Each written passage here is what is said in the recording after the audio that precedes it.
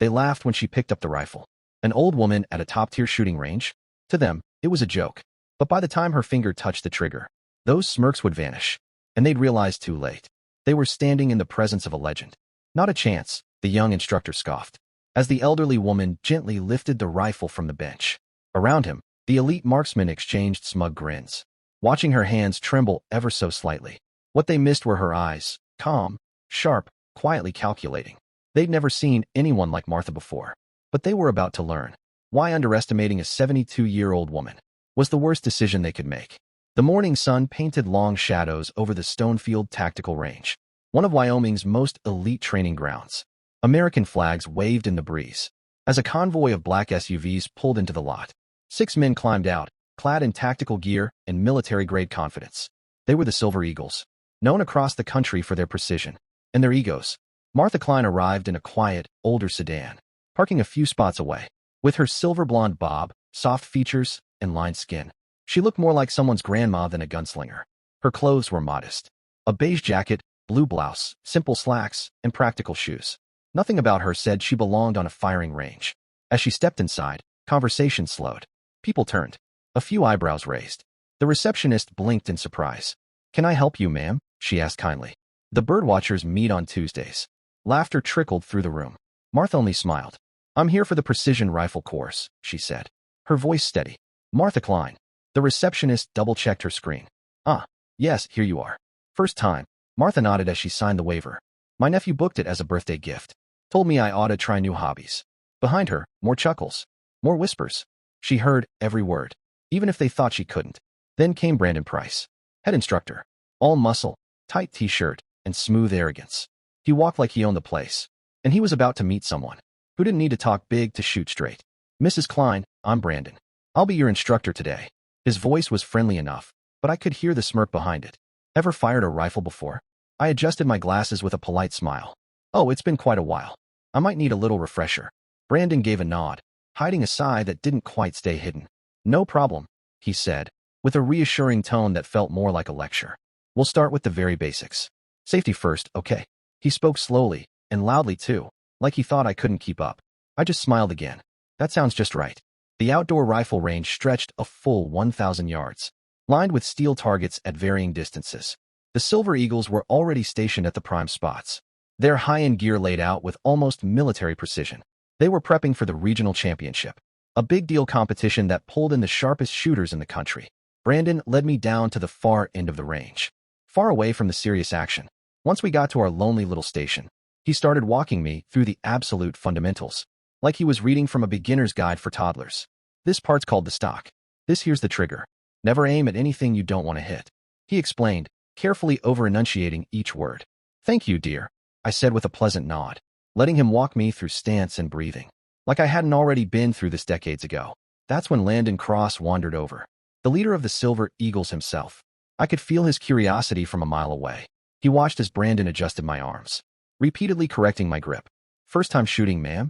Landon asked, his voice sugar-sweet but dripping with condescension. I nodded. "Oh yes, my husband had a few hunting rifles, but I never got around to trying them myself. Figured I'd see what all the fuss was about." Landon shared a look with Brandon, one of those this'll-be-fun glances. "Well, you picked the right place," Landon said, gesturing toward Brandon like a proud coach. "This guy's one of the best instructors in the state." Brandon straightened up a little taller, his ego now fully in the driver's seat. "We'll have her landing shots at 100 yards before the day's out," he said confidently. Landon chuckled. "That'd be a miracle. The women in my family can't even handle the recoil."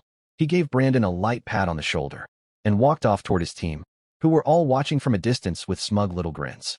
I didn't respond. I just held the rifle, feeling its weight in my arms, scanning the field with quiet calculation. I measured the distance to each target, watched the grass sway to get a sense of the wind. "Let's start simple," Brandon said, setting up a paper target just 50 yards out. "Try to hit the paper first." I nodded, keeping my face neutral, even though I could feel how little they expected of me. I looked through the scope, adjusted my stance ever so slightly, and took a deep, steady breath. My first shot went wide, missed the target completely. Brandon tried to stifle a grin. "That's all right. First shots are always the toughest," he said. "Let's tweak your stance a bit."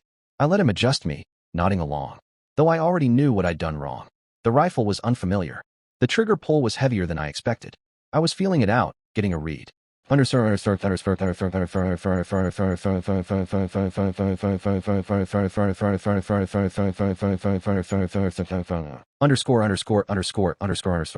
I wasn't just shooting at paper. I was setting the stage. Maybe we should switch to a lighter rifle, Brandon offered gently. Maybe we should switch to something lighter, Brandon offered, his tone a little too eager, like his patience was already running on fumes. No, this one's just fine, I replied evenly. Let me give it another go. By mid-afternoon, I'd drawn a small audience. People had started drifting over, curiosity piqued. Brandon had moved the target out to 75 yards by then, and I was landing consistent hits. Not perfect groupings, but enough to turn a few heads. The Silver Eagles, who had been deep in their own drills, started taking more frequent breaks. Not for rest, but to watch me. And their comments? They weren't even trying to be subtle anymore. Hey Brandon. Tyler, the youngest of the bunch, called out. His designer shades perched on his immaculately styled hair. Next time, maybe start her off on the kiddie range. My 8-year-old nephew shoots better than that, he added with a smirk, and a round of chuckles rippled through his team. Then Eli, another one of their hotshots, pulled out his phone with a grin. I should record this for our socials, he said. Grandma's first day at the range could go viral. Underscore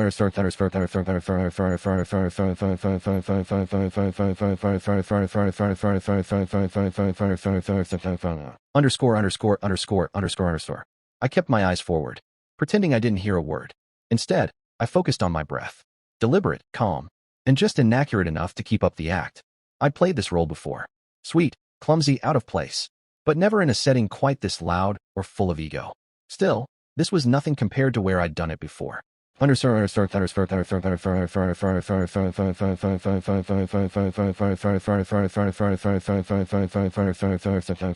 Underscore underscore. Brandon tried to stay professional, but I could see the cracks in his patience. Mrs. Klein is doing just fine for a beginner, he said stiffly, his voice a little too loud, like he was trying to convince someone, or himself. He turned toward me again. Remember what I said about breathing. Inhale, hold, squeeze, and exhale. Like this. I intentionally tightened my shoulders. Like this. I asked innocently. No, he sighed. He stepped in, placing his hands on my shoulders, pressing down with more force than necessary. Relax. You're too tense. Feel the difference.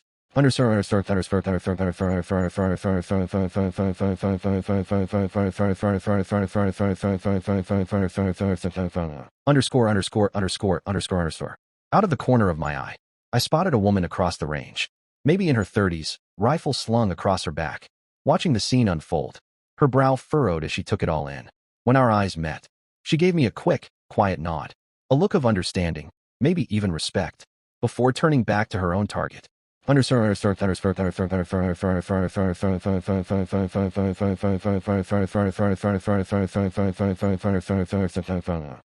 underscore. Meanwhile, the Silver Eagles were showing off again. They'd set up an alternating distance drill, a brutal challenge even for skilled shooters, but they handled it effortlessly. One after another, their shots rang out. Sharp, fast, deadly accurate. Each one nailed its mark with barely a flick of adjustment. That's how it's done, Landon said loudly, making sure I heard him. 3 crisp shots later, he was practically posing. Each bullet struck within inches of dead center. Years of training, discipline, and raw talent. He said, just oozing pride. Some folks have it. Others? Well, maybe stick to knitting. Laughter erupted behind him. Or bingo, Tyler added, high-fiving Landon. Isn't there a senior center down the street? How's the senior class going, Brandon? Someone else yelled. Ready for the Olympic team yet? Maybe the geriatric division. Underscore underscore.